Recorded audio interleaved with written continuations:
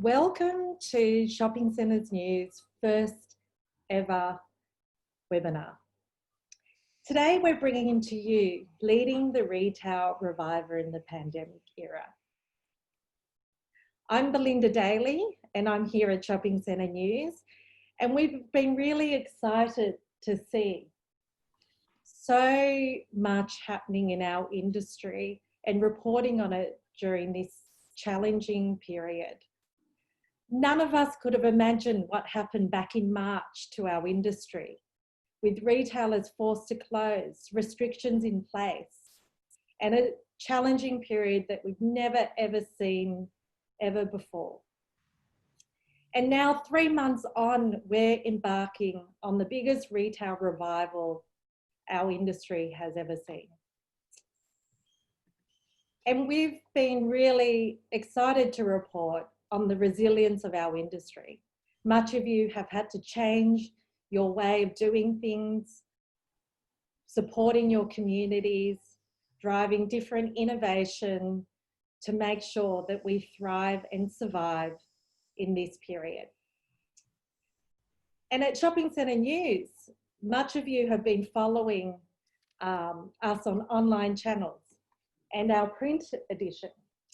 And today we bring to you experts in their field to take a deep dive in ways we can move forward as we together as an industry survive this period. So we have two leading experts today, Jennifer Cook, Director at Customer 360, who not only works at in retail properties, but across many different asset classes and places, who is a customer experience and place expert.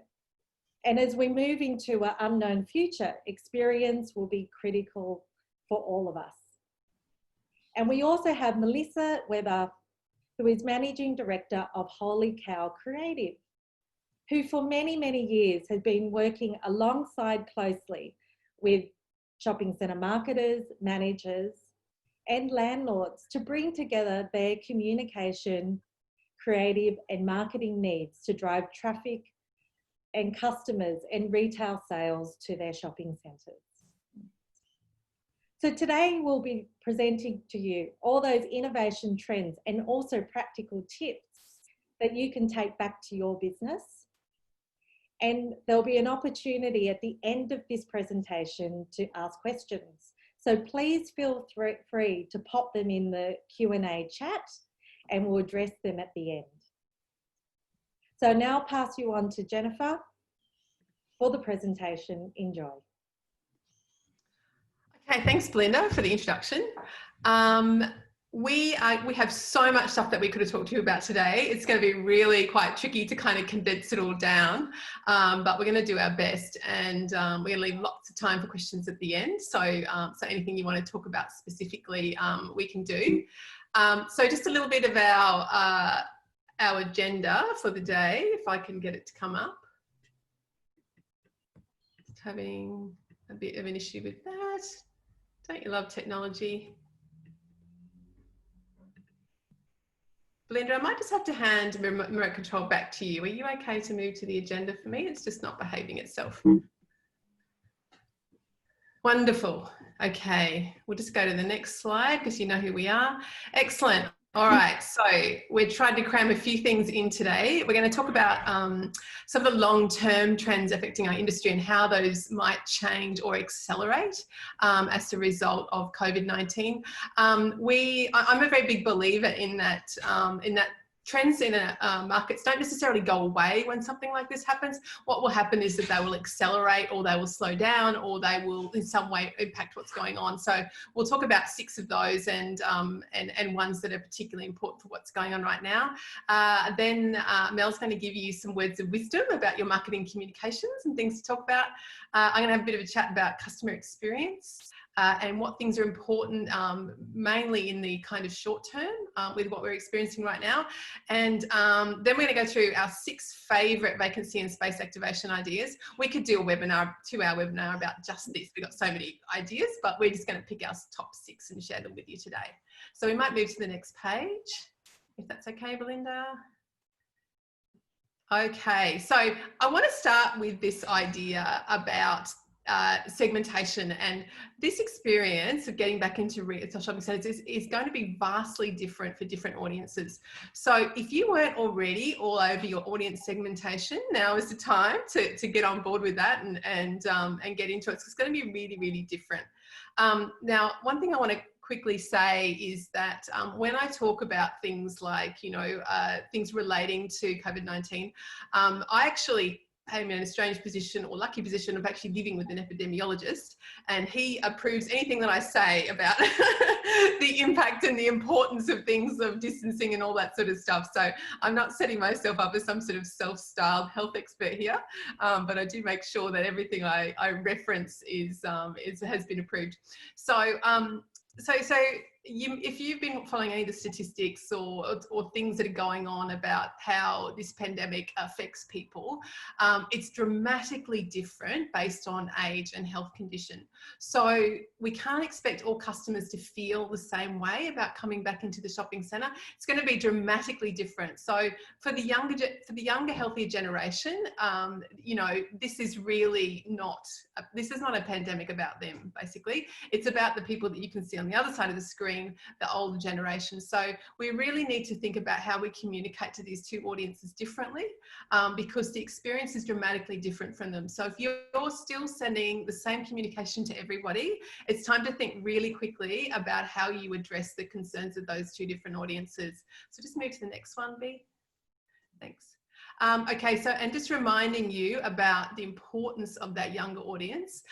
We know that 81% of Gen Z prefers to shop in stores, so they're itching to get back in, and 73% of them love to discover new products in stores. So your sort of, I guess, emerging market and your market that's sort of, you know, very keen to get back in is really young, and they're still looking for that experience. So I think that, you know, when you're talking about activations and bringing new experiences into stores, you really need to talk to this younger market, because they don't have the health concerns the older market can, and they can absolutely come back and start engaging. So think about how you talk to them. Let's go to the next one. And more than half said that shopping in stores allow them to disconnect from social media and the digital world. I think you'll all admit that we've spent a bit too much time glued to Twitter in the last couple of months. I know I have. I've had to take the app off the phone. So, so the opportunity for shopping centres to play this role of being, you know, that place where you go and you have a physical, in-person experience and you get a bit disconnected is especially important right now. So we can think about how we facilitate that in our retail recovery. Okay, so I'm going to get started on talking about some of these trends now. I have a lot more long-term trends that I'd like to talk about, but I picked out the 6 that I think are most relevant to us today. So I'm going to start with just sort of talking about the insight behind each and then cover each for a minute or two. So live, work, play, eat, learn, play, all in the one place has been a big background trend now for about 10 years.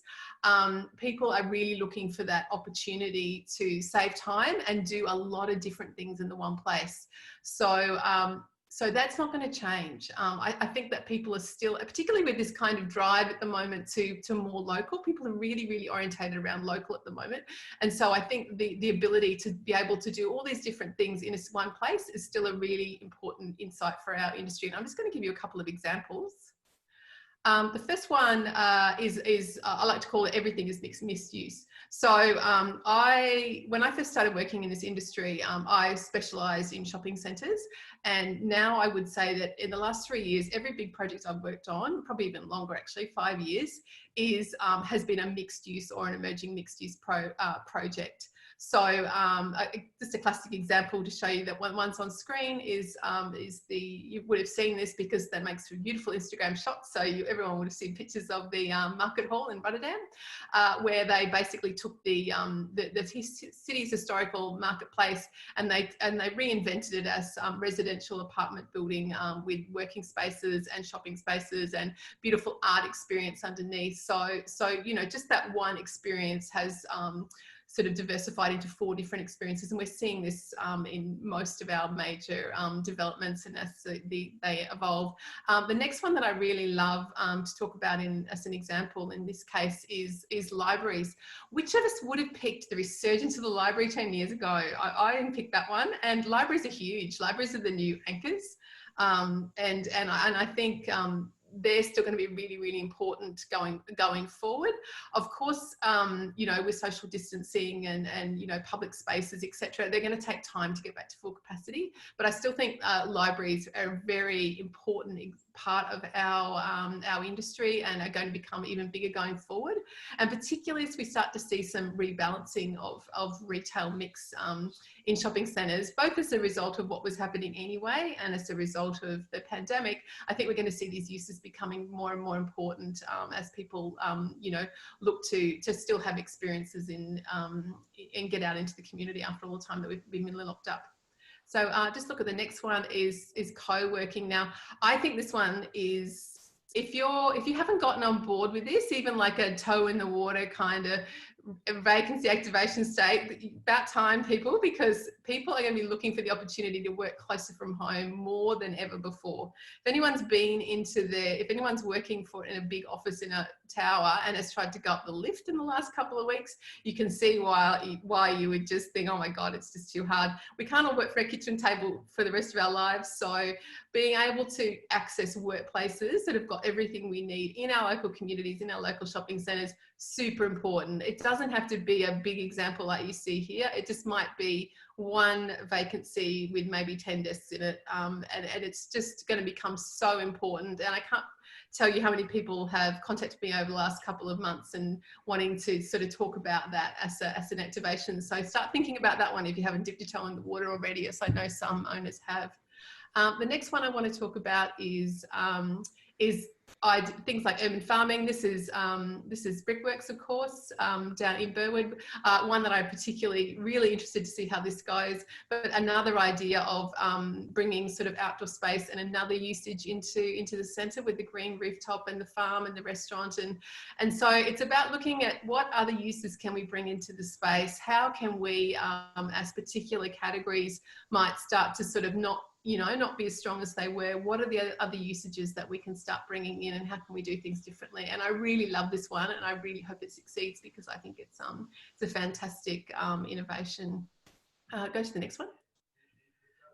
This one is maybe a little bit further away, but we are seeing a rise of co-living as well, following the co-working idea in retail properties. It's something that's probably a lot more advanced in the US and Europe than it is in Australia, but and it doesn't appeal to everyone, that's for sure. But you know, in the Gen Z and the millennials, there is this interest in you know, well, if I can shop here, if I can hang out here, if I can eat here, maybe, and I can go to the gym here, maybe I should just live here.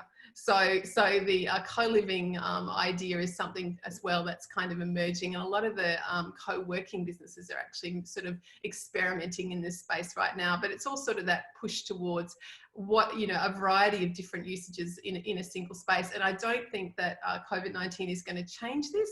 It might slow it down from an investment point of view, but I think that this kind of change and experimentation and evolution is still going to happen in the background. So it's important that we don't sort of say, oh, everything stops, you know, because of what's happened. I think these are still going to be things going on in the background. So let's move to the next one. So this idea of consumers can get stuff anywhere, okay? And we proved that in the last couple of months, is that there was not a single thing you could not ring up or get online and get delivered to your house. But that still doesn't solve everything we people want. You know, people want experience, they want to learn, they want to grow, they want to create. The things that we missed desperately when we weren't allowed to go out and experience them. There's a good segment of the population itching to get out and do these things. So I think experience economy as a big driver of shopping centres is definitely not going away. And we've got some good examples to share with you. the edutainment or edutain me kind of trend. So thinking about what are the different things that we can offer in the centre, either on a short-term basis to address vacancies or in a longer-term evolution of the mix. So things like the School of Life, where, you know, you learn how to live well, all sorts of different kids activities, art programs, all those sorts of things are going to become even more important as we move forward. And I think it's also a little bit, this was a long-term background trend, but I think also that one of the things that's come out of the pandemic is people reevaluating what they do with their money and what they do with their time. What were the things they missed? You know, did they have a better lockdown experience because they just done a big shopping haul before they, you know, or was it really about the experiences they had or the new things they learnt to do? So I think this one's kind of growing. There's only so many videos we can watch on making sourdough. We need to get out there and actually do some of these things in a social setting. So I think edutain me is still going to be a big trend that's going to continue and potentially accelerate. We'll just look at a few more examples for this one. Esports arenas are another big trend that's part of this. It's funny when I talk to people about esports arenas, either half the group is often an expert and all over it, and the other people are sort of like, what are you talking about? So just to quickly give the context to what that is, that's basically like a stadium for gaming. There's some this is really huge in the US and Europe, and it's starting to happen in Australia too. I know that Emporium in Melbourne, for example, I think it's just recently opened, has an esports arena taking up one level. And these are really interesting executions for centres that have quite a young demographic or that have a lot of students. It doesn't appeal to, it's not going to appeal to every age group, but I think when you're looking at filling up larger spaces, sort of 3,000 square metres plus, you know, potentially a whole floor of a Maya, for example, these are the sorts of usages that we need to think about in terms of if you want to grow sort of the leisure offer of the centre. But I think these are going to be huge in shopping centres in the next 10 years. We'll move to the next one. And so, of course, retailer-based innovation as well. I mean, a lot of these examples are about different uses that are moving beyond classic retail, but there's some retailers doing some great stuff that is really about creating amazing experiences. So, of course, you can go online and just buy the Nikes, but why would you do that when you could go into the store, design your Nikes, choose the colours and have them customized on the spot and take them away with you? That is an experience that cannot be replicated online. So I think that a lot of the future of our industry lies in making sure that when there's great experiential retail like this starts to come up, is that we are able to access some of those concepts and get them into the centre, so that we are providing that experience that can only be had in person. And I really like Nike for that, because they're always trialing new things. They don't all work, but that's the point of innovation, is that you trial things, you learn what do and doesn't work, and then you try to move on to the next thing. So I think retail-based innovation is really important as well. So our next one is about food as social glue for all occasions, driving longer shopping centre body clocks. Food's probably been one of the categories, dinings and restaurants and cafes specifically, it's been absolutely hardest hit by what's been happening. But they're probably one of the things we miss the most. I mean, if you live in an area with a lot of places to eat out, etc., you know, the demand all of a sudden when we're able to go back into the restaurant, able to go to the cafe, was really strong because people really missed it. So whilst I think this category is going to need a lot of support going forward, and we've got some ideas for that, I think it's really, really important to say this has not changed as a really key part of the experience. And we'll just give a couple of examples. So Goodbye Food Court, Hello Food Hall. We've been talking about this for a few years now. It's starting to become a bigger thing in Australia. It's been quite well entrenched in the US and Europe for like the last 10 years. I think that the food hall from a density perspective will take a little bit of time to come back on, but I don't see this particular trend going away. People are looking for, you know, an elevated quality of experience. But in that sort of food hall curated context that might have entertainment, it might have sort of an overarching theme, but it's definitely not a food court. It is the next evolution, and I think this will slow down for a bit, but I can still see this trend for staying around. So I think it's one that we're going to continue to see develop in Australia. Let's go to the next slide. But then food is in other forms as well. I don't know if you're familiar with the ABC Cooking Studio, but this is a chain of, well, cooking studios, cooking classes.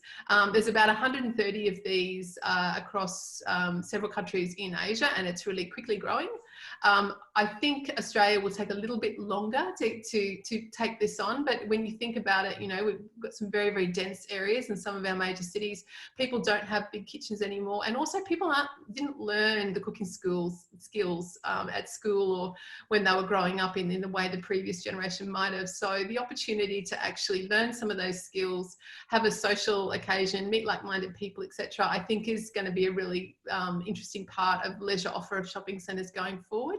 And this is another example of a space that can take a space like a 2,000 square metre plus space and provide another reason to come to the centre. And I think, you know, potentially the heightened interest we saw in sourdough bread, carrot cake, and what was the other one? There was 3 sort of big home cooking trends. I think it was pasta making during lockdown, and possibly if you had a few sourdough fails, you might decide to up the ante and pay and go to a class and learn how to nail it properly.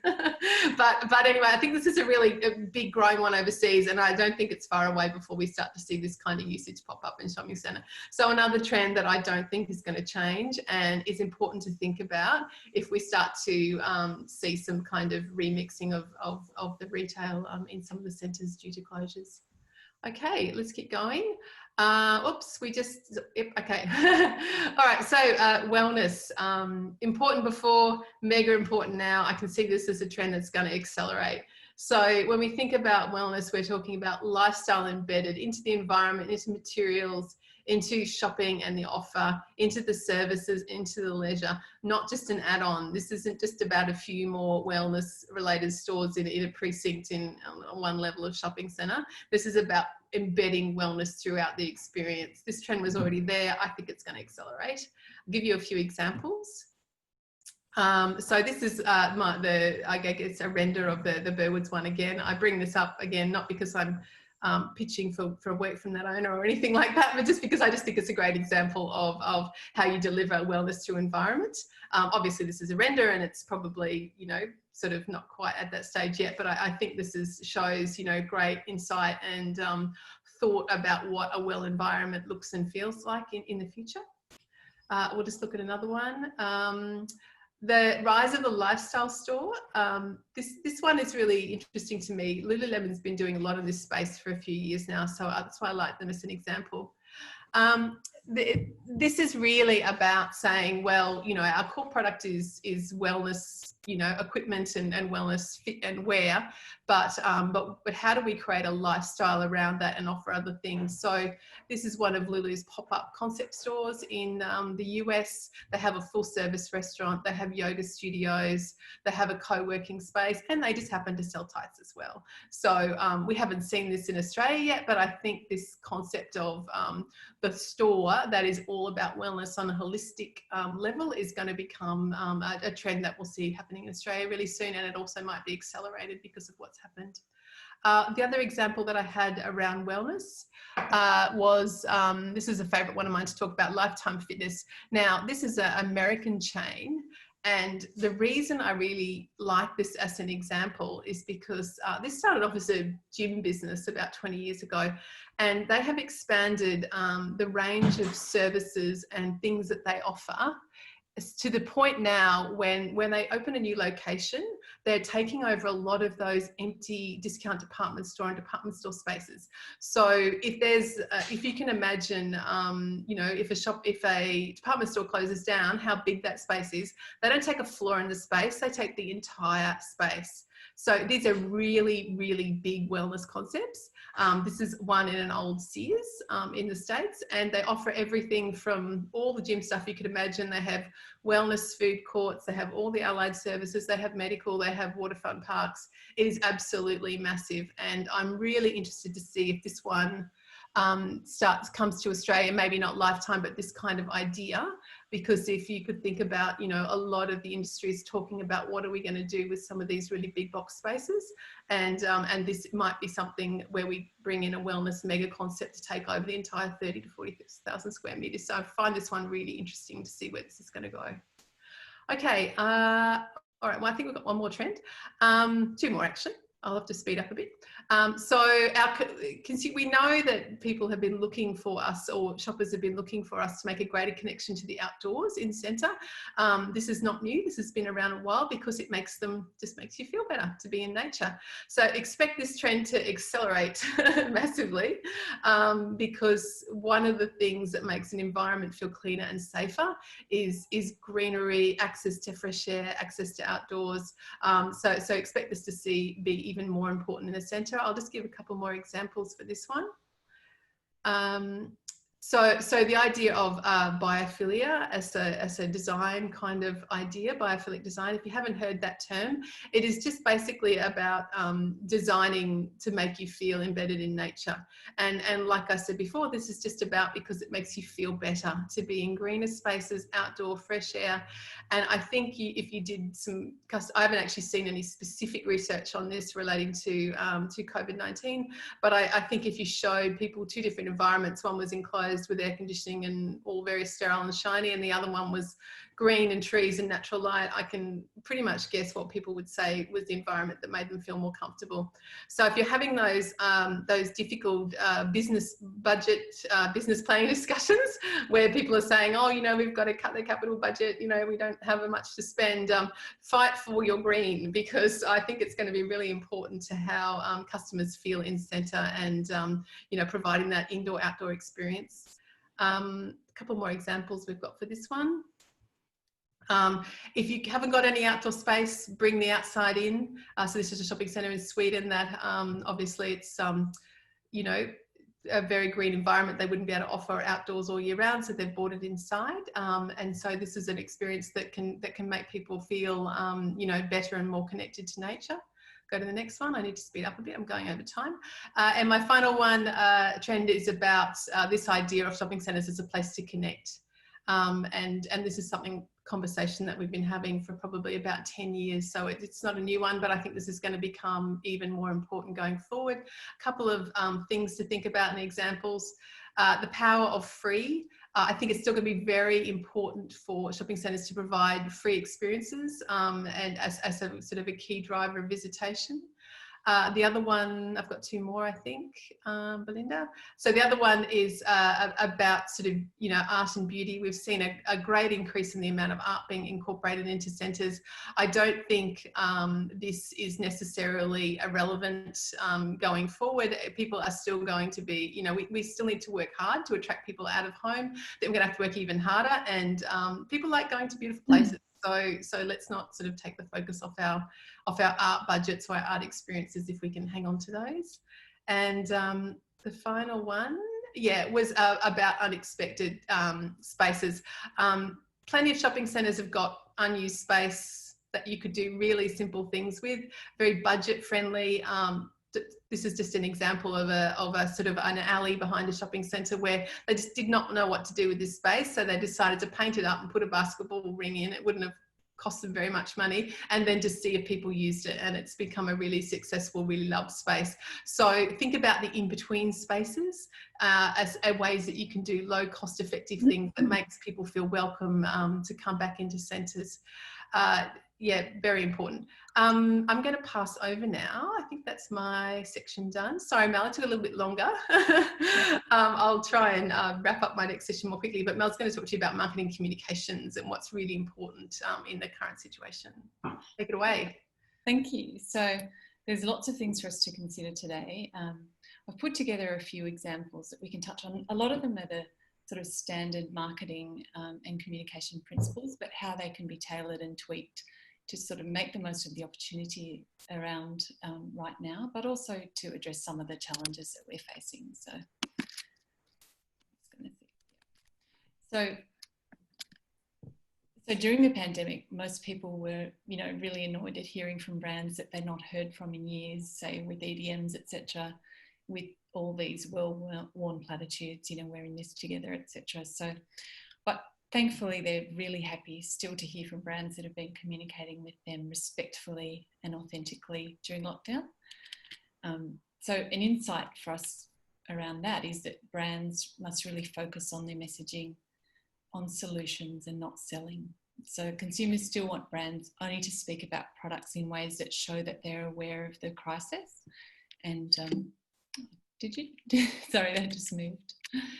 And not to forget about everything that they've been going through. And I think that's a really important point. So from a communication and marketing perspective, the worst thing that you could do would be to go back to doing exactly what you were doing before the pandemic hit. So around your strategy, so your business model and positioning may have completely changed, but who are you as a brand now? So did you stick to your values during lockdown? Did you throw them under the bus? So did you start selling hand sanitizer from your bakery? So it's really important now to review your brand strategy in light of any changes to your business, and also to tailor it to the changes to your audience. So looking at your audience, obviously it's so important now to find out all about them and re-engage with them and get to know them once again. So how have they changed and what are their needs now? It's time, I think, now to conduct new customer research as soon as possible so you can really understand their mindsets. Develop very specific audience typologies based on their new attitudes, and think about their new habits and their generational needs, how they shop, how they socialise, etc. And even if they shop and if they socialise, because it's really important to respect the uncertainty that we're all feeling. So these are sort of the key tenets taken from a recent study in the States around the uncertainty that we're all holding globally. So focus on meeting your customers exactly where they are, because everyone's been impacted in some way, and most of us in, you know, quite big ways. So globally, these are the key areas to consider. So concerns about our own health and our loved ones' health, and you know, for me, our colleagues and our team's health. Financial concerns, so not only personal finances, but the economy. And now you would have heard the politicians last week officially starting to use the word recession in Australia. So obviously that, you know, lives large for all of us. There's a real global sense of suffering as well, and now heightened by the racial unrest in America, which is now starting to spread around the world. And, you know, we feel it here even this week with the protest. And then also uncertainty around when this chapter will end. You know, will things ever return to some kind of normalcy again? So I think we have to be very mindful of that for our audiences. And also just never assume, don't make any assumptions about how people are and what they feel and what they want. And most of all, don't talk to them as if the pandemic never happened. Don't start using your old creative collateral to save some money.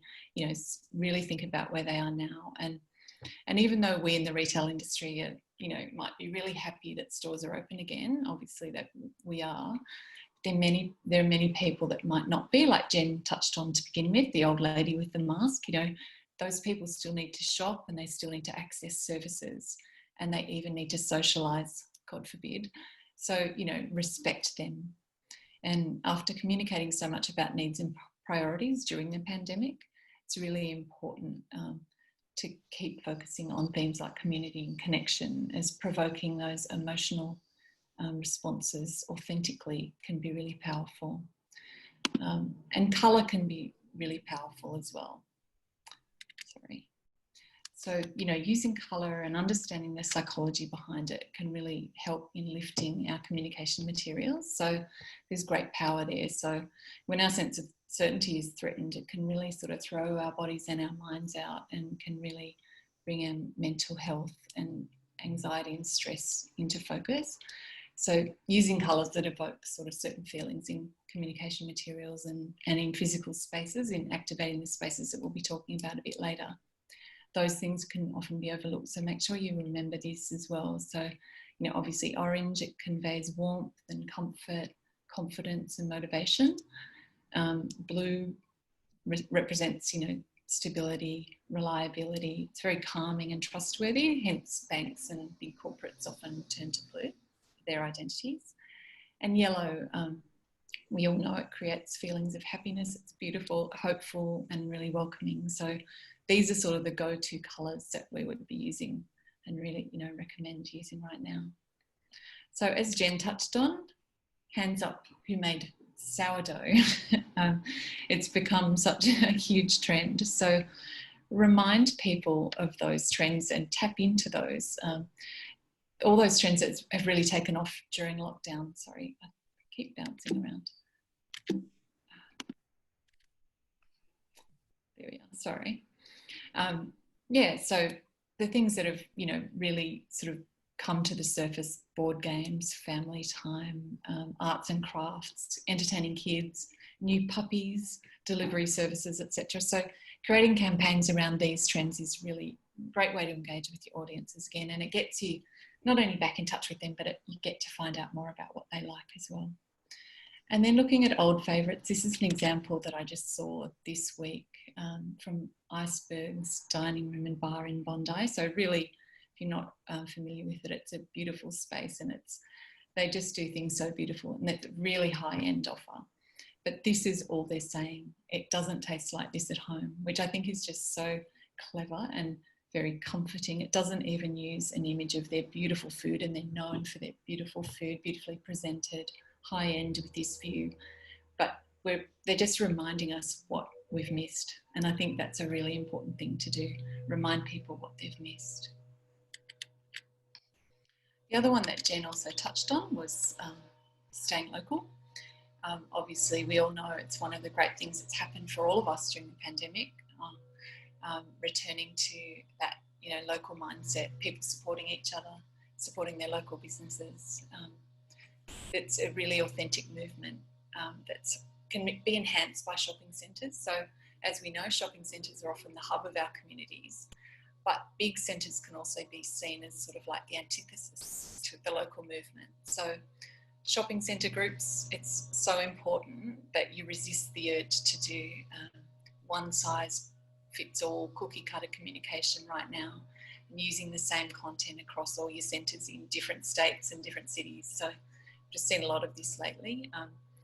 This can really come across as tone deaf and can ultimately cause, you know, damage to your brand, and especially now. So invest a little more in customised content for each centre, and especially in social media. So as social is such a two-way conversation, it'll also help you get to know your audiences a little bit more and find out again what they want, what their needs are. I've got a leaf blower right outside of my office, so I hope it's not intruding too much. Obviously, it's that time of year where our marketing plans come into focus for the financial year ahead. So the dramatic rise in online shopping during lockdown has really changed the way that we all shop, as we know. So understanding these new behaviours is really critical to the success of your marketing plan for the year ahead. So it should be seen as an opportunity and not a threat, because, you know, bricks and mortar brands that integrate new ways of shopping and connecting with customers online in their omni-channel offer, you know, much better place for success. So make sure you consider that too. So even though most shopping centre marketing plans would have or should have been finalised before the pandemic hit, it's really crucial to make sure that you review your plan in light of the changes we've touched on today. The other thing to think about is your style guide, and reviewing your style guide and your image library to make sure your marketing collateral and image libraries only have people observing our new social practices to reflect the culture of care that your organisation has adopted, say in centre or in store. And, you know, sadly we can no longer show mum kissing Santa.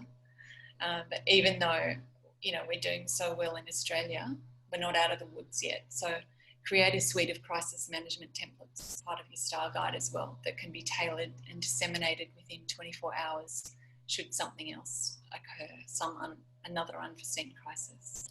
And the next thing to think about is your sign game. Make sure your sign game is strong. So I know that things changed overnight and there was new challenges to face sort of every single day in the first few weeks, but by now shopping centres and stores should really have quality customer info signage for social distancing, customer quotas, etc. in place across the board. So on the long weekend, I ventured up to the shops and I saw an A4 photocopied sort of blue tack sign in a lift, you know, about the minimum the quantity of people that were allowed in that lift, and and really worse for wear duct tape crosses on the ground to indicate, you know, queue spacing in a line. And this was at one of Australia's biggest, most well-known shopping centres. So I was really surprised that at this time, you know, almost 3 months in, that was still happening. So, and I was surprised not only at, you know, the poor quality, but it would have been so easy for some, you know, teen to take off, or,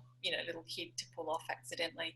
So not only reducing customer safety, but either perceived or actual safety, but also just sort of removing some of that, you know, real important signage there. So social distancing is here to stay for the foreseeable future. So let your customers know that you take it seriously and that you mean business. So just invest in proper signage and it will really give them comfort.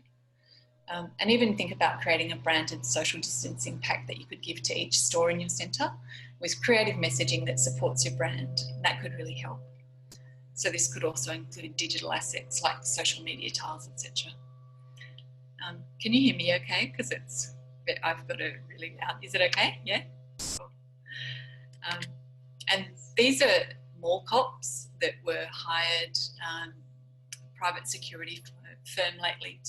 This happened about 2 weeks ago in another of Australia's biggest shopping centres. And this was to really get people to make sure they were social distancing and to really police that. So if I saw these guys walking towards me while I just ventured back to the shops, I'd feel really concerned and I'd probably want to go home. So what you want to do is make sure your customers feel safe, not scared. And you can use clever messaging to get that across and guide customers through all our new protocols. It doesn't have to be scary. It doesn't have to be a police state, but there's lots of lovely ways that we can do that. And the last one to think about is mixed media. So really, you know, looking at the media landscape now, paid media is cheaper than ever across most channels because there's fewer advertisers than there usually are. And the pandemic's also changed how we engage with the media. So marketers who can adapt their approach to consumer behaviour will be really much better placed than their competitors in their own retail revival. So review your media plan now. It's a great time to try new things, and don't be afraid to think differently about how you use it, test things, trial things, A/B testing, etc., to promote your brand or shopping centre in the new financial year. And there are also some great independent media agencies out there who think really creatively. They think big, but they can really work with smaller budgets, and they're agile and flexible too. So it's a really good time to shop around. Yeah. So now I'm going to pass back to Jen, who's going to talk to us about some customer experience opportunities. Okay, so I'm going to see if I can take back control of the screen this time, Belinda, but I might need to have you on standby. Okay, so I'm going to move quite quickly because I want to talk about, whoa, what's going on here? All right. I want to talk about becoming a safe space during a mass health crisis. And I mean safe in a perceptual sense. So what are the things that we can do, just following on from some of the examples that Mel's given, that we can actually make people feel safer to come into the centre? And some of you probably guessed what centre Mel was talking about. She went into with the signs in the lift. I was in that same centre this week because we live quite close to each other, and I was really sad to see the way that people were ignoring the social distancing requests for the lifts. For example, there was like a 4-person limit, 4 crosses in each corner, and the lift opened and there was an elderly lady standing in the corner and 6 young guys just bowled in and stood right next to her. And so she turned around, stood in the corner, put her head down and looked really, really unhappy. And I doubt that she will be back in that centre for quite some time because of that. So I guess what I'm trying to say is it's not set and forget. You might need to invest in that kind of, people to sort of encourage people to do the right thing. It's not just enough to put the sign up. And I like that example there with the cops, but I think you can do that uniform thing in a really much friendlier way. I know that in Bondi, for example, we've been in the media for being a COVID hotspot and, you know, talking about the crowds on the beach and the crowds on the path. And one of the things the council did is they hired a whole heap of people to sort of guide and manage people in those spaces. And their T-shirts, rather than, you know, looking very official, their T-shirts basically said "spread love, not germs." And I thought that was a really lovely way to sort of say, hey, I'm put here to sort of control the situation, but I'm doing it in a really kind of friendly, gentle, approachable way. So I just thought that was a really good example of how to do that. Okay, so things to think about. Make sure you're really focused, we can't say this too many times, on those vulnerable groups. Some of our major supermarkets introduced special shopping hours during the height of the restrictions.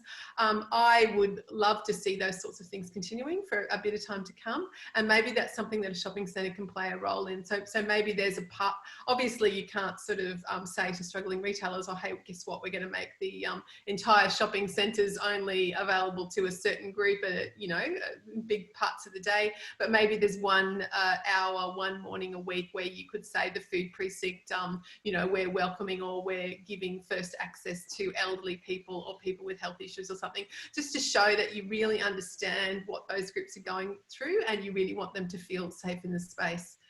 The other one to think about is how you manage flow and how you manage density. Just gave you the lift example right there.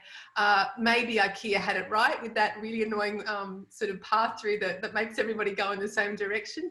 When it gets busy, one of the most important things is from courtesy of our local epidemiologist, is making sure that people are not constantly coming, you know, across flow to each other, so coming face to face. So if it gets busy, think about ways that you can set up channeled flow so that people, a lot of stores are doing this, but I think we need to think about it for some of our really busy shopping centres at certain times too, how you can get that flow moving in certain ways so that people aren't sort of coming up against each other face to face a lot, because once again, your vulnerable customers will feel very intimidated by that and they won't want to return, and we don't want that to happen. So creating that public environment that looks and feels safer. Think about things, simple things like hands-free doors, those sorts of things. Can you make some of your doors automatically opening, that type of thing, so people need to touch less services. I know we're all sort of, you know, still in hand sanitizer in the left pocket and wet ones in the right pocket kind of mode, but the things, simple things that you can do to make more spaces hands-free is really positive. A lot of stores are taking your temperature as you go in. Apple started it, Mecca Cosmetica are doing it now. Those sorts of things just make people sort of feel like there is a degree of vigilance, and makes them feel safer, even if it might not, you know, from a health perspective, be 100% foolproof. It does sort of show, hey, we're thinking about this, we understand, you know, what might be making you nervous, and here's something that we're doing that's really visible. This is more of a longer term thing, but I think we're going to start to see a real interest in healthy materials. And I'm just showing you copper there as one example of a surface that potentially might be back in vogue in the next 5 years, to have copper everything, because viruses and bacteria find it really difficult to live on copper as a surface for any amount of time. So I think you can start to see in developments and stuff, people asking a lot about, well, what are the healthiest materials? What are the healthiest surfaces? How can we show people that we are really have a heightened awareness of keeping place clean?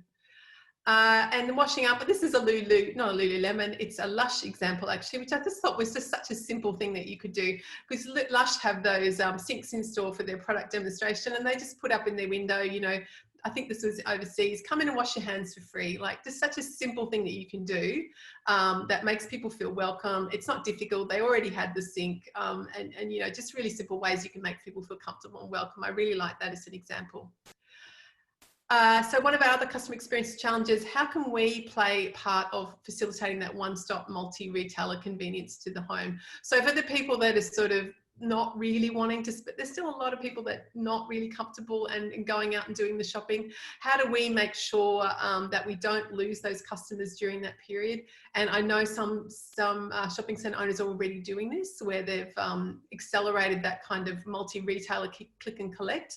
I find it amusing that we talk about these things for the last 5 or 10 years, and then all of a sudden we had to do them in a hurry we could, which just shows you that we can move fast when we need to.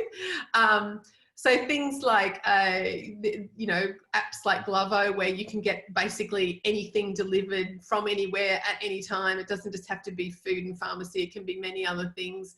Partnerships with those sorts of businesses to try and make it easier for people to get what they want, but to get it from a shopping centre, not to necessarily go straight to the online store. Low touch delivery, things about ways that we can get things to people. This is a bookstore that was in a position to be able to do a drive-through where you sort of ordered your books online and then they poked it out the window to you in a brown paper bag. Like simple things that you can do to make like delivery low touch.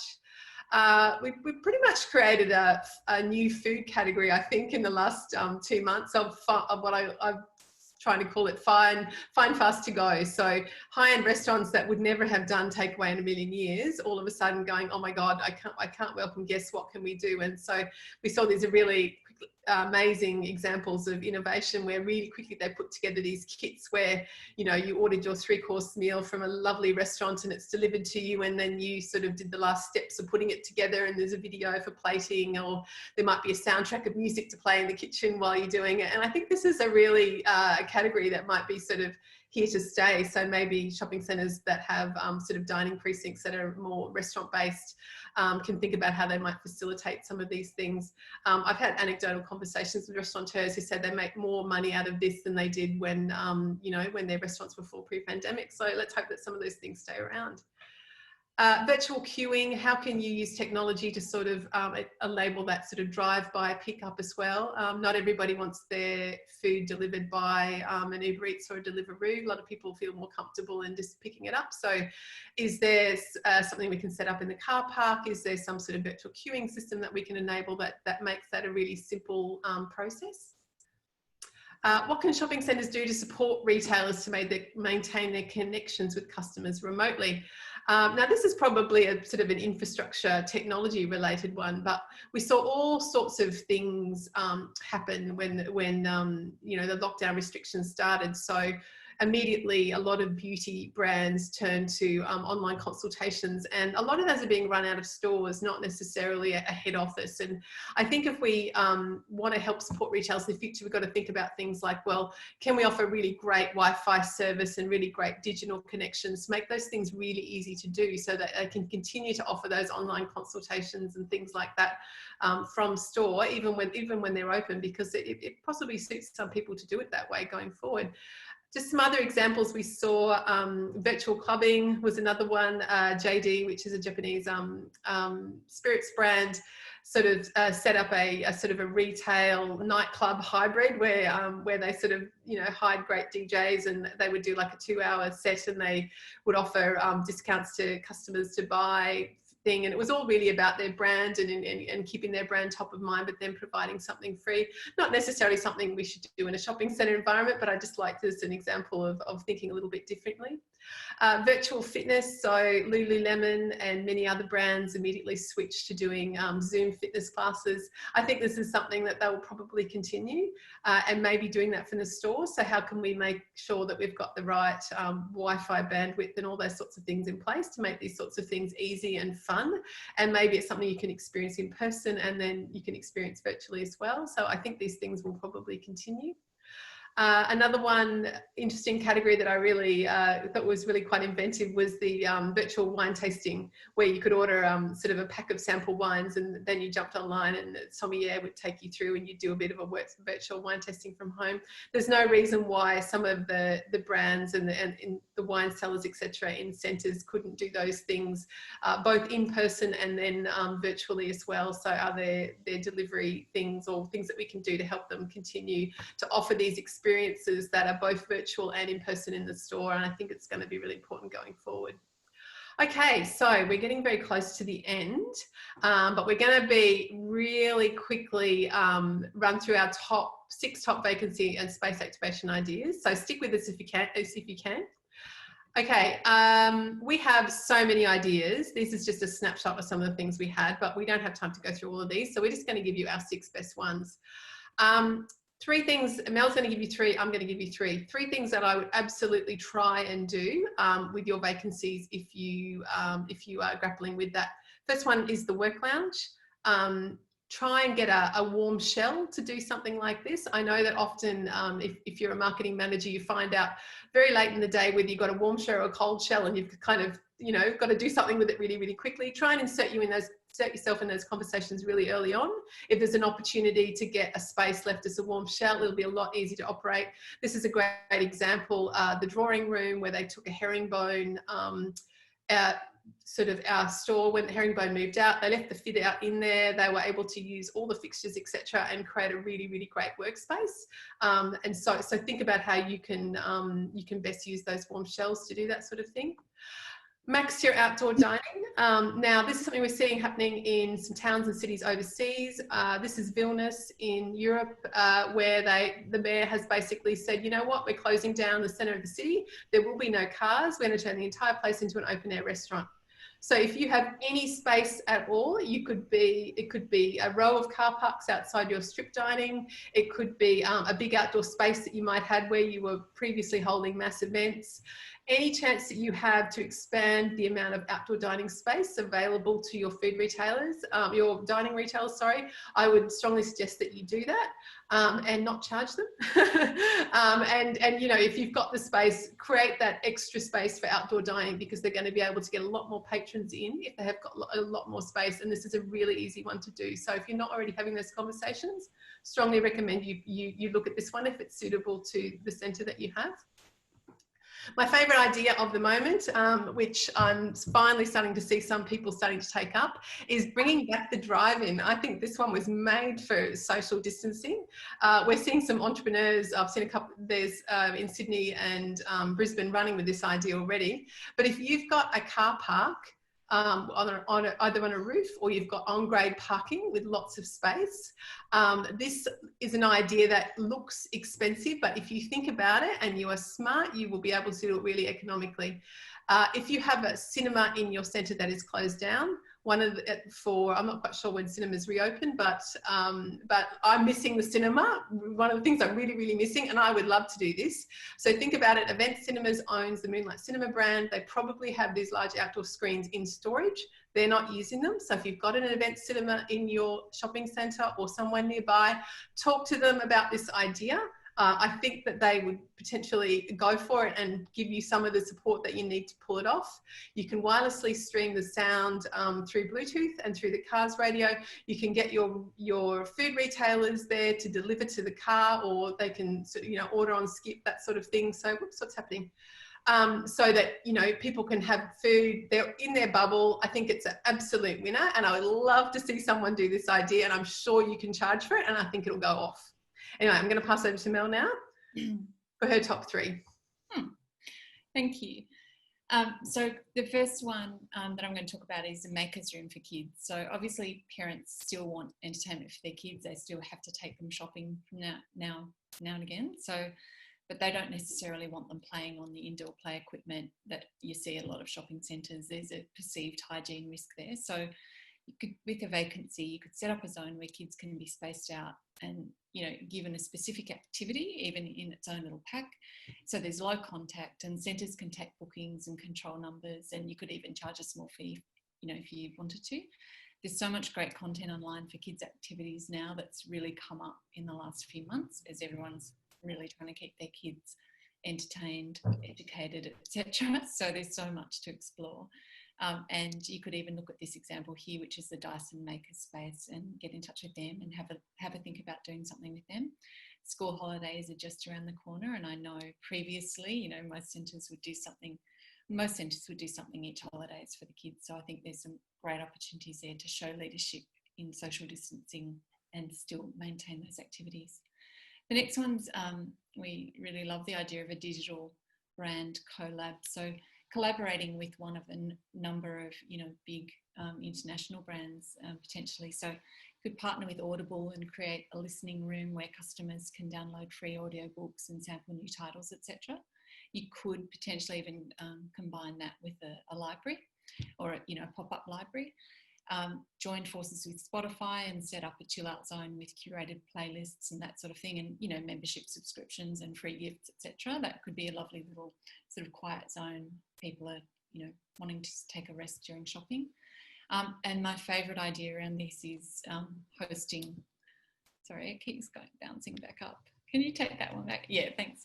Hosting a TikTok dance-off, which you could do as a campaign to grow your social media audience, and especially now that TikTok during the pandemic has actually going off and it's become so multi-generational during lockdown, so it's no longer just for kids. So I think there's some great ideas around that. So love to talk to anyone who is interested in doing that, because I think it was just such a of-the-moment thing, and again could be done during school holidays. So, and the last one is wellness labs. So excuse the pun.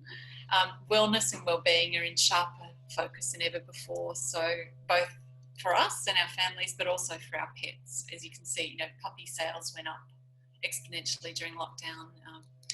More people than ever in Centennial Park walking their dogs, etc. So it's a big thing, but not only for humans, but for our little furry guys. So we could set up a space in a centre, depending on your, I guess, pet friendliness. Could even be in the car park, but to have wellness activities for either you and your pet, or just for you, or just for your pets. And they could be like mini massages, essential oils, little treats, touch-ups, that sort of thing.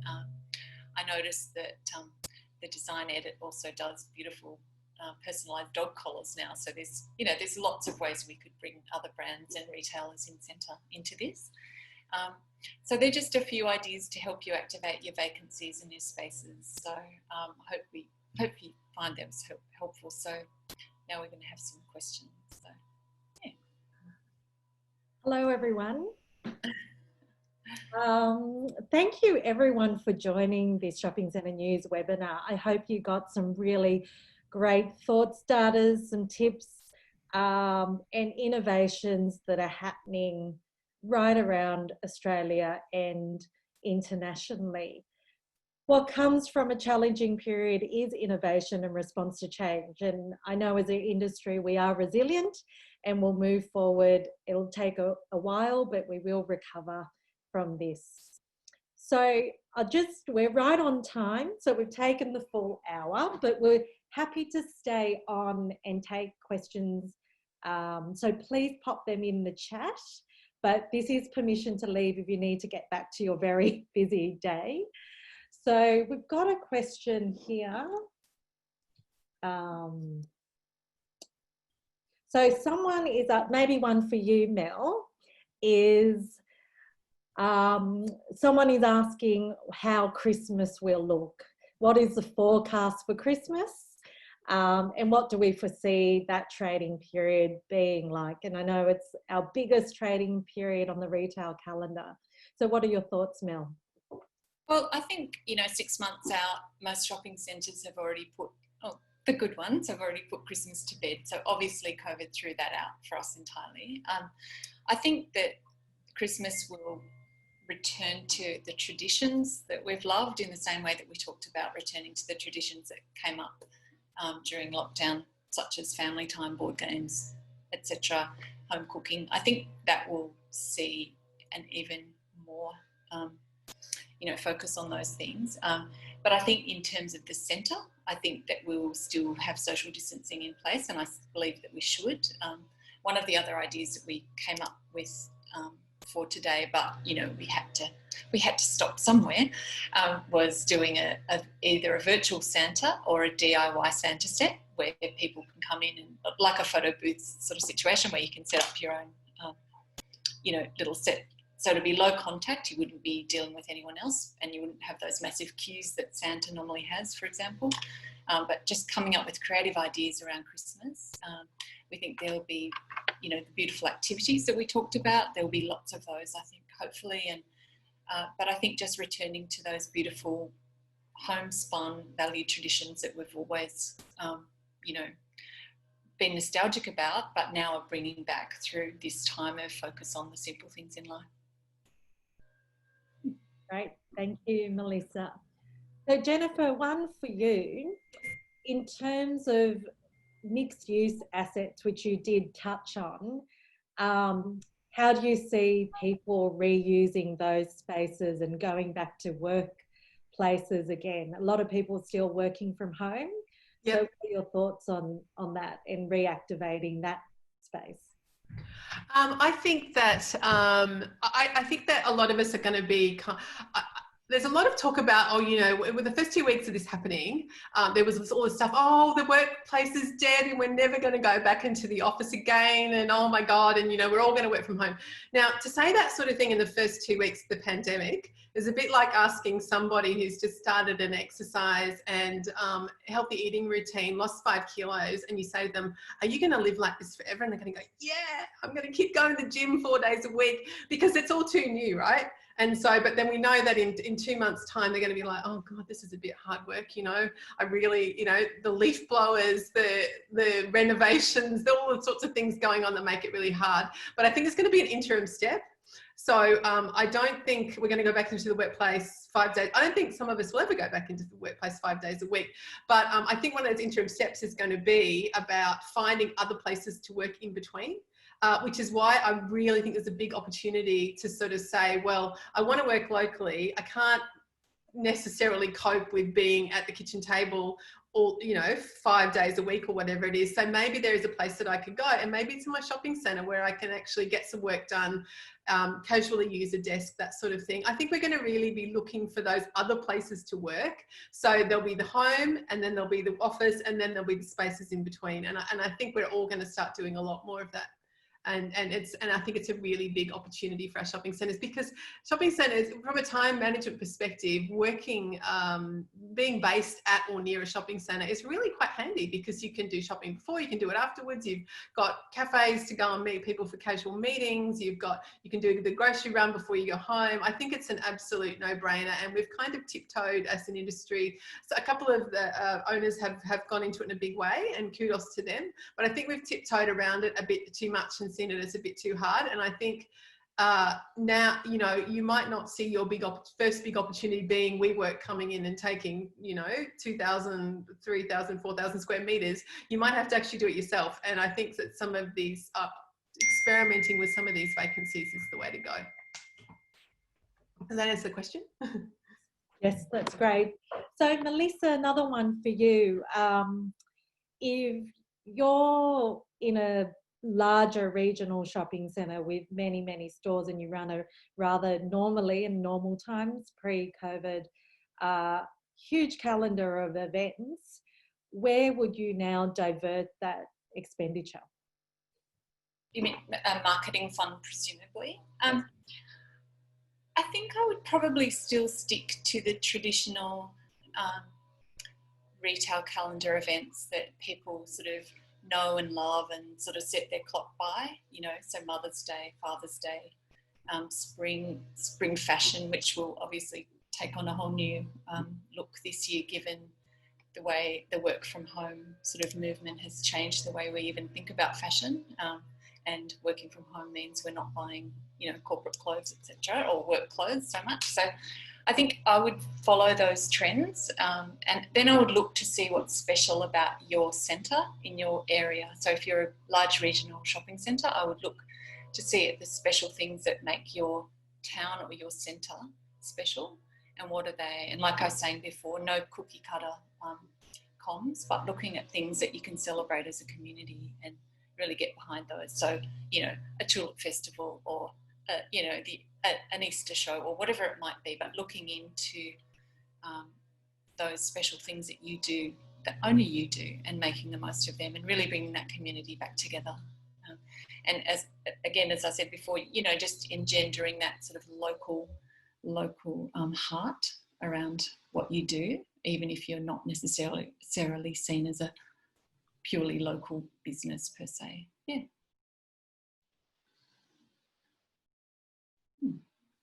Okay, so I think that's all the questions we had. I can see a few more, actually. Okay, can you see them? Okay. Yeah, can I answer some of these? Yeah. Okay, so Jenny's asked, how well do you think Sydney CBD will recover compared to suburban centres? So how can all the visitor economy work together to build consumer confidence that it's safe to return to Sydney city centre? Sydney City Centre or any CBD, it's a bit of a different situation. It's really hard to do the local message unless you're in an area of the city that's got a dense residential population. As we know, that economy is really driven by office workers and people being back. With the exclusion of visitors and tourists, it's very much driven by the office worker thing. So I think it depends a little bit on what big offices, how they approach back to work. I think that some offices I know have the last couple of weeks have been like, right, everyone's back. Some are not back at all. Some are doing 50% in, 50% out, sort of team kind of stuff to keep the numbers low. I think what we need to do from that perspective is we really need to sort of say, sorry, just lost my train of thought there. We need to think about it. It's the same thing around experiences, right? So what's going to what gets you into the Sydney retail, before, is going to be similar to what it did now. It's about those stores that you can't find elsewhere. It's about convenience when you're at work, but maybe we can think about how, there could be deliveries to the offices, those sorts of things. So when people are starting to come back into the office and working in there again, we're ready for it, and we're thinking about how to do things a little bit differently. I think to be honest, I think it will be behind the suburbs, to be really blunt. I mean, that's just a sort of a prediction, I guess. It's not something that I've got any hard information on. But I think, the idea that it's safe to return to the city is the same as safe to return anywhere, really. It's about what people's perceptions are, and it's about thinking of those audiences differently.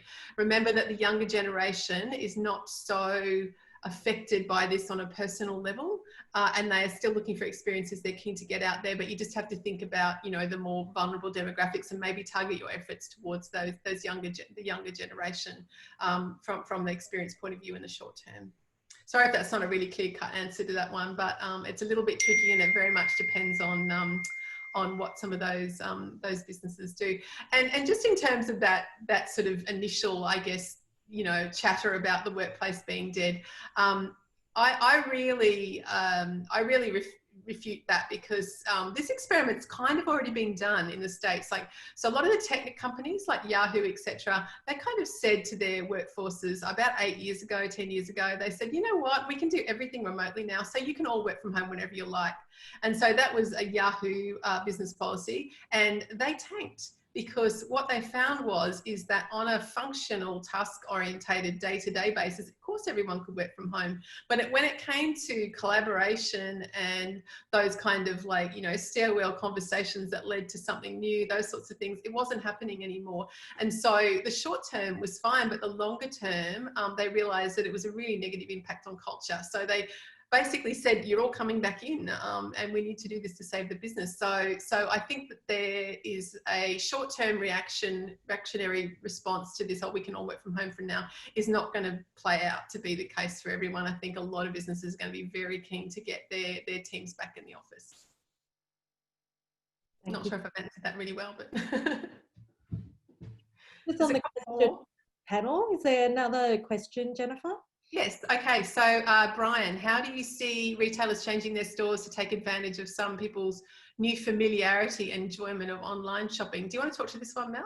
Yeah, I'm a big believer in really integrating online and offline, and now more than ever before, because I think there's an opportunity now for stores not to have such a big footprint. Say, I was talking to a big Australian fashion label recently, and they obviously have a size 8, 10, 12, 14 of every single thing in the store. And there's no need, if we think creatively about doing that across the board anymore. We can do smaller footprints. I know this is not a leasing conversation, but there's lots of ways to represent that online, offline, in store. And I think that's one of them, like having the opportunity to actually shop online in store.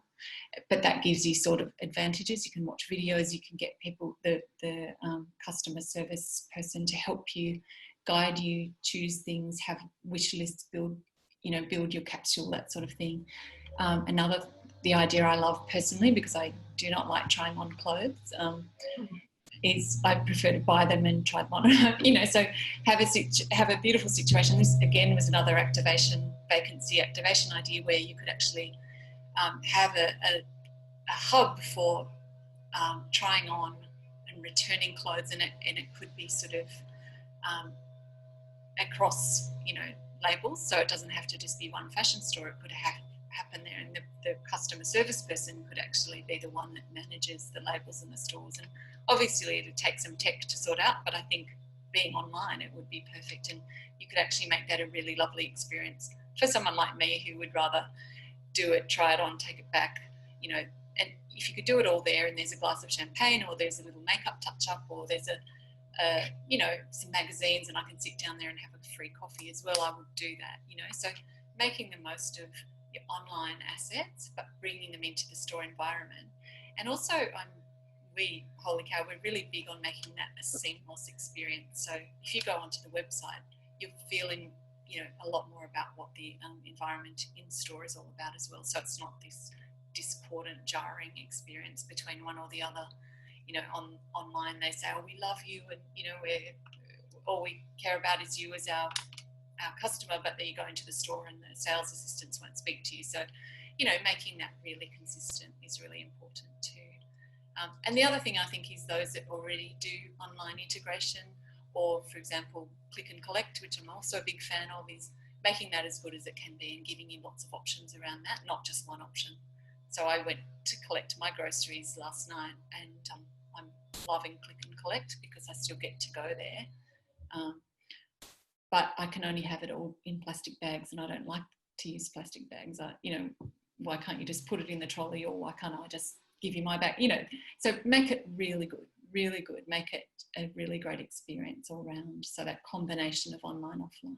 The experience economy is never going to be more important than it is right now in terms of getting people back into the centre, because like this question says, like a lot of people who weren't comfortable with online shopping, you know, kind of gave it a go, and when actually this is, you know, this isn't actually too bad. I had a very painful half hour with my mother on Skype, getting her signed up to Woolworths and getting her first shop done. But that was when, you know, she was in isolation with my dad because they're in their 80s. And but I know she'll go back because she loves the human connection, and she loves the community of it. You know, remember, you still can't taste things online, you still can't touch things online, you still can't try it on yourself online. So what I think retailers need to do is really amp up that point of difference and embrace both channels. I mean, it's a great thing if you can buy what you need online, but make sure that you're offering something in store that you cannot get online that is perceived to be worth it. And I think the stores that do that will be the stores that have the strongest recovery. Yeah, I agree. Can I keep going with questions? Yeah. I'm happy to stay on as long as people can listen. I can talk underwater with a mouthful of marbles. So we've got a question about trends for food retailers to use. So of all the categories that kind of switched and like did new things, I take my hat off to the food retailers and the restaurants and the cafes for doing that. Like, they reacted really quickly, and there's some great things that have come up that I think have a lot of ongoing value. A couple of those were in my very quick sort of presentation slides, were that idea of creating those eat at home meal kits that are kind of like the elevated kit, where you sort of, it's a line between the soggy takeaway and the cooking the entire thing from scratch yourself. We've already seen, you know, those boxes come up where it's like the Marley spoons and those sorts of things. But I think, you know, dining, restaurants and cafes should take advantage of their existing connection to customers that love them, and provide and continue to provide those take-home options where it's like, you know, you plate it up yourself, or you do a little one, the final step of the cooking process, and you know, the meal is a better quality meal. You feel like you actually had some role in creating it. You just didn't crack open the takeaway lid and get a fork out of the drawer. I think that's an innovation, and that's something that I would recommend that a lot of them stick with. If you've got retailers in centre that still aren't doing online delivery, working with one of the delivery partners, really try and help them get on board with that, and making sure that they're maximising every channel. There have been some new channels that have popped up really quickly overnight in response response to the fairly hefty commissions that some of the established players take. So there's a lot more competition in that space, which is really good and much better for those retailers. And I think also the other one is about also, it's back to providing that experience. What can I take? What can I touch? What can I taste? What experience can I provide? I know that some of the Harris Farms, for example, do cooking classes and those sorts of things.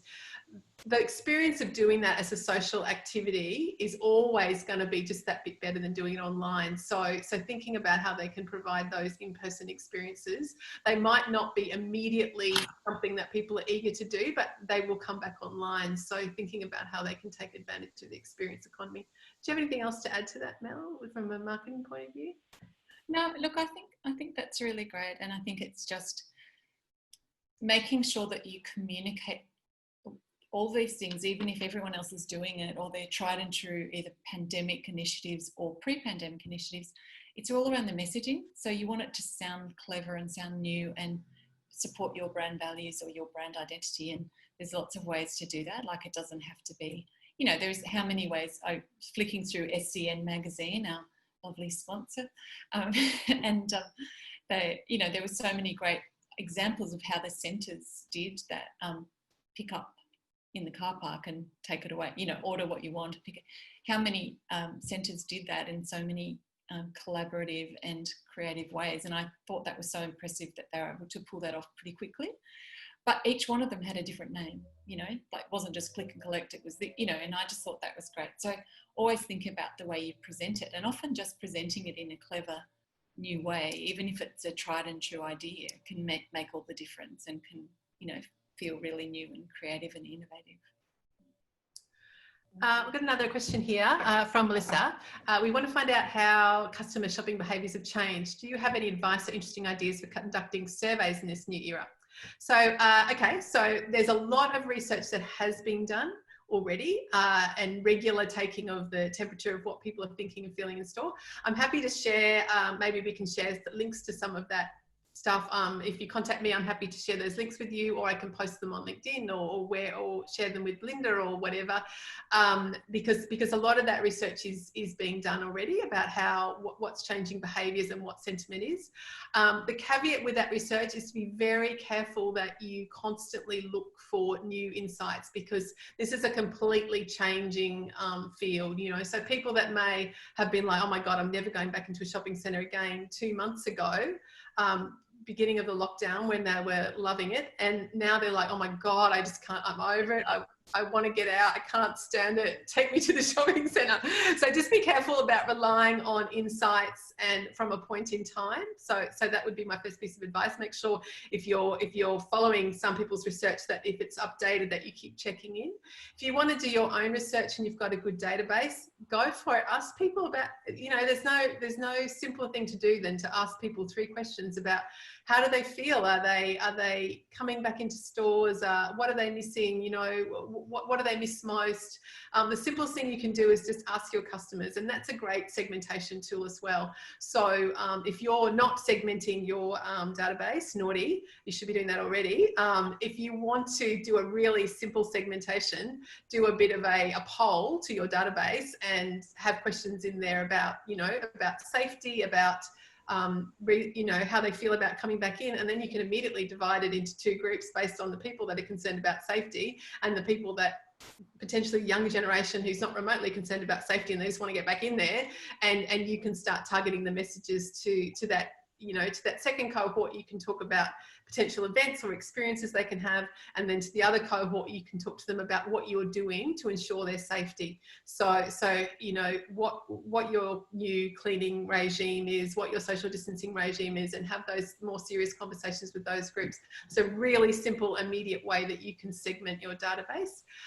Third thing I would say is be very careful of people saying what they think they're going to be doing versus what they're actually doing. So if you're looking at third-party research online, just be careful. I always love to use the example of diet and exercise. If I got a room of 100 people and I said, put your hand up if you think it's a great idea to go to the gym 4 times a week and eat really healthily, 90% of the room will put their hand up, but that doesn't mean they're doing it. They just think it's a really good idea for somebody else. So be really careful about asking for intention.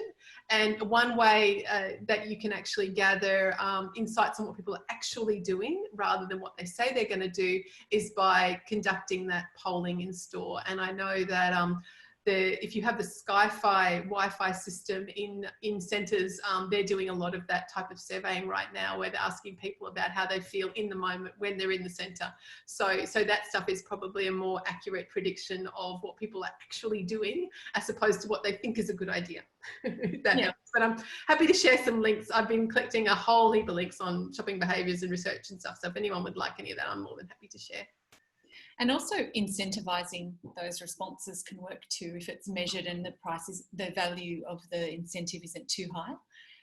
If you overblow it, people will just tell you anything. But if it's a coffee or something small or a small discount, it's actually a bit more genuine, we found. So, and you can actually conduct those on social media quite effectively too, and very cheaply. So yeah, I think that's good. I've got a new question. I might need some clarification on it though. The question's from Ariel. She said, have you had any experience in discussing these trends and coordination of council community functions? I might just need you to explain, Ariel, what you mean by council community functions within centres. I could see this would apply to smaller neighbourhood centres as it would for larger activity centres. I'm not quite sure what we mean by council. I think we might be talking about community groups. What do you think, Mel, Belinda? Do you think that's... I know that with one of the centres that we work with, that they're very locked in with their local Ariel said yes. Yeah, they share, they do jointly branded collaborations like every month actually, and they do it so beautifully. So I'm wondering if that's what Ariel's talking about. Yeah, she said yes. So I think when I said we mean community groups, I think she meant community activity centres could work within centres. Yes, I absolutely agree. Yeah. And this is something that you could set up. One of the ideas on Melissa and I's endless list of vacancy activation ideas was about this idea of potentially using either a long-term vacancy that's a really tough to lease space, or a sort of a shorter term thing, is setting up a room that could be like a multi-purpose sort of community space that people can book. Typically those sorts of spaces have been a little bit, shall we say, under-resourced and neglected. But I think we could do a much better job of that, and maybe work with a couple of community groups and say, hey, if we were to offer a space like this, what would it have? How could we support you? And just understand what they need. You might not be able to fulfill the needs of every community group or every particular use, but it might be that, you've got a warm shell that you can kit out with some, a few basic services, etc., and then make it somewhere that people can book. And it might be for things like food bank, and it might be sort of for charities to do things. There could be all sorts of things that you could offer up a space for. But if you make a space and you dedicate it to that, and then you could open it up to a wide variety of groups. I haven't done it personally, but I could see that there would definitely be a need, and particularly from a charity point of view at the moment, a lot of them experiencing unprecedented demand. So I would be sort of reaching out to some of those and saying, hey, do you need some space for your activity? You might get better to sort of curate who you want to sort of start working with first, rather than to do a free-for-all, because you've got to have the right kinds of usages, particularly if it's in a high traffic, high visibility area, so that it keeps on brand, and that it's the activities are conducted in such a way that it complements and helps the centre, and doesn't impact it negatively. Hopefully that's sort of helped a little bit. And I think just to add to that, partnerships are a really big thing at the moment. So yeah, what we've seen is collaborations that we probably wouldn't have ever seen before come out of this challenging period. Yeah. I'm a chairperson of a rather big charity as well, and we had about 50 businesses come to us to help people who are isolated or had food needs or pharmaceutical needs, and it was just enlightening to see. And I think we're going to see more of that, people coming together to meet a community need, or connecting people. Yeah, it's great. Yeah, and I think also around some of the sort of, I guess, the darker outcomes, longer term outcomes out of lockdown is that I don't want to bring the excitement down, but we've already heard about increase in like mental health issues and people reaching out for support and feeling very isolated, etc. And maybe, you know, the opportunity to sort of get together and do an activity or to meet with other people or that sort of thing. Maybe that's a really simple thing that a shopping centre could provide a space to help people reconnect, because I know that for a lot of people, you know, lockdown wasn't all sourdough and Netflix. It was actually a really tough time. And so maybe there's some sort of key charities that you could reach out to and sort of say, hey, we've got this space, you know, that is available for sort of meetings with social distancing controls, blah, blah, blah, blah. Is this something that you could use or to do an activity or something? I think it's really, really important that we keep our finger on the pulse of what some of those longer term implications are and be ready to play a role and be really relevant to your local community in a way that perhaps you haven't needed to before. Absolutely agree. Okay, any other questions? No. So I just want to say we have gone half an hour overtime into questions. That's my fault.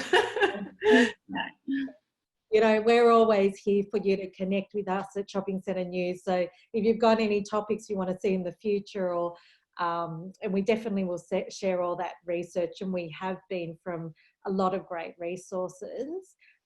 We'll do that. So please do connect with us. And a big thank you to Jennifer Cook from Customer 360 for sharing your insights. We could talk for hours on it. Good. Thank you so much for your time. And Melissa Weber from Holy Cow Creative. Please do connect with them on LinkedIn and their channels as well. Thank you very much for joining. I can see that the participants are really engaged and have been listening to all the great insights and trends. Thank you very much and have a great day and week. Thanks, Belinda, and thanks for the opportunity. And if we can at all help with anyone's burning questions, just reach out to us online. More than happy to chew the fat over and help you out with your anyone's issues or challenges, or want to follow up any of those ideas. Just go for it. More than happy to talk about it. Definitely. Thanks, everybody. Thanks, Belinda. Thanks. Bye. So everyone, have a great day. Bye.